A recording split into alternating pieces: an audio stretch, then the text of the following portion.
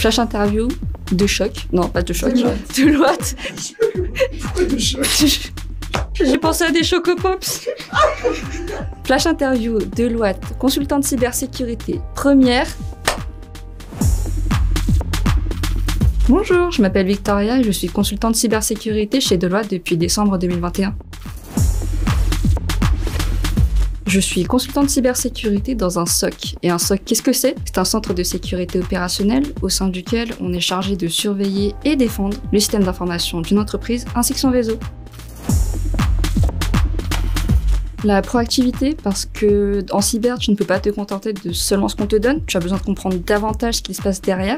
La persévérance, parce que des fois c'est très difficile, tu peux tomber sur des sujets qui sont très techniques, qui peuvent être parfois bloquants au vu de ton manque de connaissances, et donc du coup tu seras obligé d'aller chercher davantage derrière. Et troisièmement, l'adaptabilité, oui, parce que tu as besoin de t'adapter à toute situation, parce qu'il y a certaines situations que tu ne pourras pas prévoir, notamment en cas de gestion d'incident, ou plutôt d'incident de sécurité. Il faudra être capable de comprendre rapidement ce qu'il se passe pour pouvoir y réagir au mieux.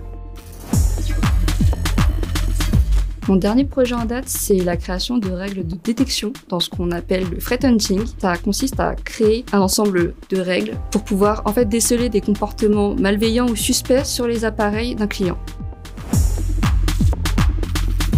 Comment est-ce que tu te sens quand tes cartes d'identité, ta carte de crédit ou des papiers importants comme ça leak sur Internet, c'est-à-dire que tes données fuitent sur Internet. Ça veut dire que n'importe qui peut les prendre. Je me sens utile en protégeant justement toutes ces données-là, parce que c'est pas seulement ma génération que je protège, ni celle de mes parents, mais aussi celle de futurs enfants qui arrivent.